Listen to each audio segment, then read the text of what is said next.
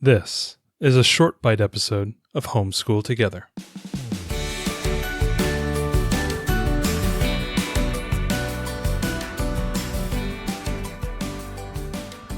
Hello and welcome to Homeschool Together. Thanks so much for joining us. If you have a chance, head down into the show notes and click on our link to support our podcast. We would very much appreciate it and keep us going ad-free.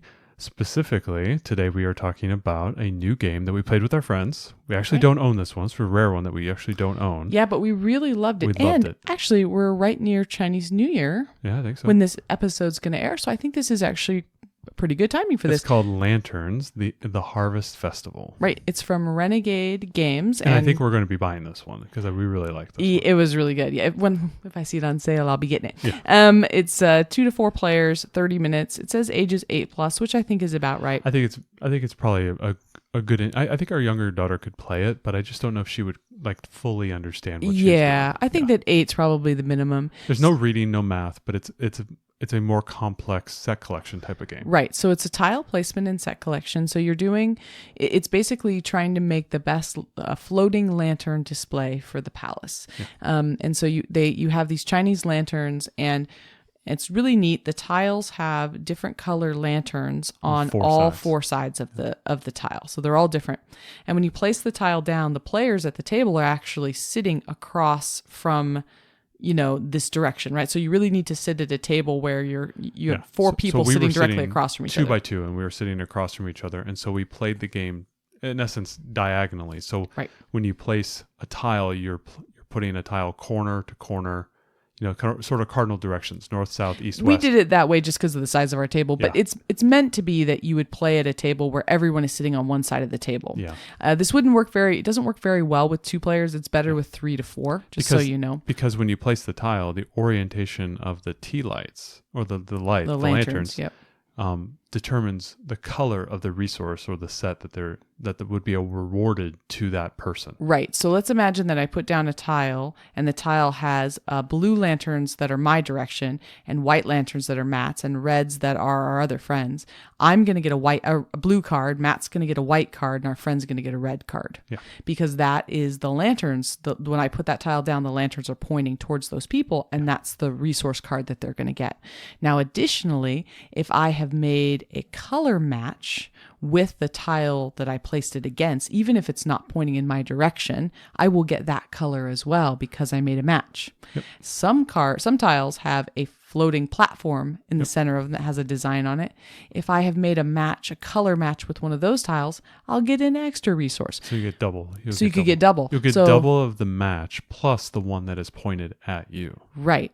So there are times, depending, especially if you can match two sides, like you've got a corner and you fit your tile in there, you match a couple of colors, and so you're going to get those colors plus yours, and if there was a platform, you're going to get extra. You could get 4 or 5 resources on a turn if you played it well. That would be like a perfect play. Right. And even if you match that color, that person that's pointing at, they still get that resource too. Yeah. So it's kind of fun. Again, it goes back to that dynamic that we like, where every single play, somebody gets something or gets to play the game. Right. There's something happening for every player on every turn, even if it isn't their turn. And we love that dynamic because otherwise, sometimes you can get those games where people have kind of analysis paralysis or whatever. It takes forever to get back to your turn. I'm looking at you, Scrabble, where there's nothing for you to do until somebody else plays. This is great because you're going to get one of these cards as soon as they lay down. And it, of course, changes the map of what's there and where you might be able to play. The other thing that I like about this is that when you do put your card down, your tile down, you don't have to match the color. That just gets you more stuff. You're not it's not like Carcassonne or something. If there's not a matched place, I couldn't play. Mm-hmm. You can always play. You're just not going to get as many resources.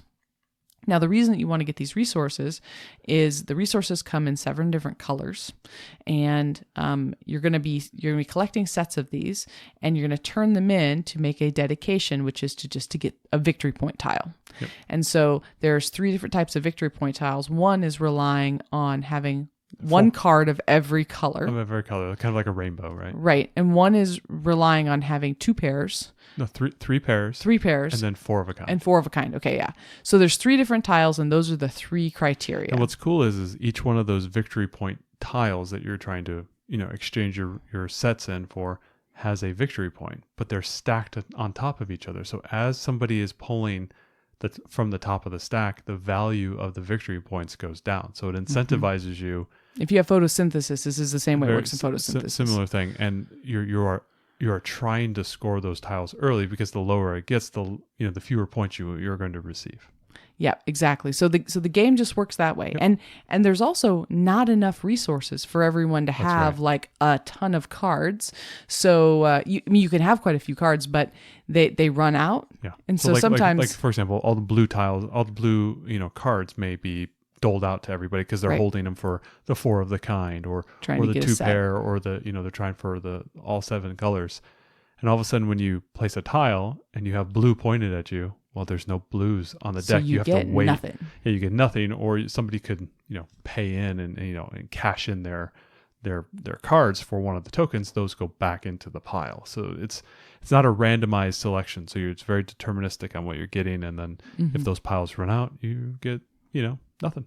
So it's great because nothing and you like it. You've got to strategize, right? Yeah. You really have to look at what's on the board and where you should put your tile and what other cards the rest of everyone else is going to get. Because sometimes what's most advantageous for you is also going to give your opponent the card they need to finish the set that they need to get those points. So I mean, you really have to think about where you're putting it. One of the things I loved about this game is it's so gorgeous. It's beautiful, putting this whole display out and all the lantern cards. Really, really nice from that perspective. And then, that every turn you're getting something. So, maybe you didn't have quite enough resources, but now you've been given the extra one on somebody else's turn to make the dedication. And the game ends, I think, when all of the victory tiles have been claimed. I believe that's right. And so I think when it goes around, we played it a couple of times and we really enjoyed it. Really enjoyed it. I think you go around the table maybe 10 or 12 times. It goes around and then all of a sudden all the tokens are taken. So, and I can't remember, can you get multiple tokens if you have the cards for it? I think you can only make one dedication per turn. Yeah, you can't just, because otherwise you could hoard everything and then just make them all at once. Wait to the end. Yeah, I think it's a really good game though. It's beautiful. It's a beautiful, fun game.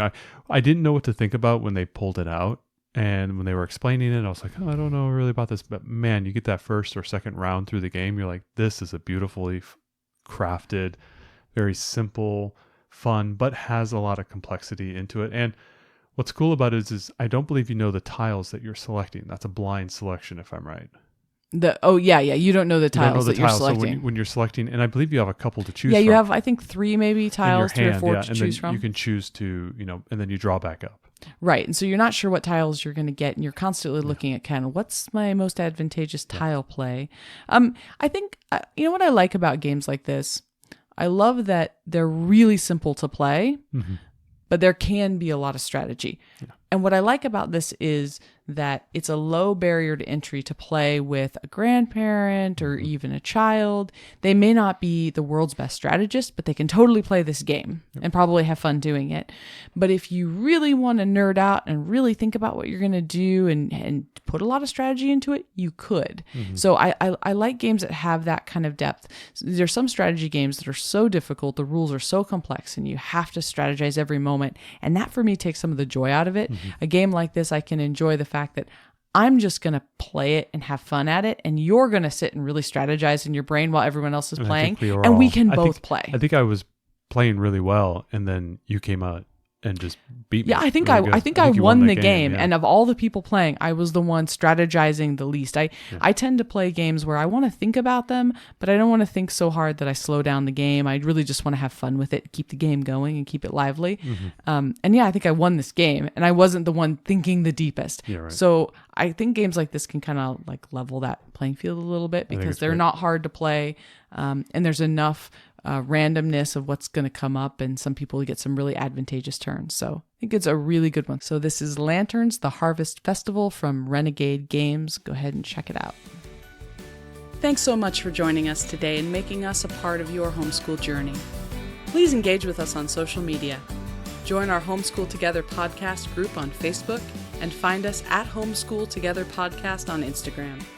We'd love to hear your feedback, questions, and recommendations. Until next time, happy homeschooling!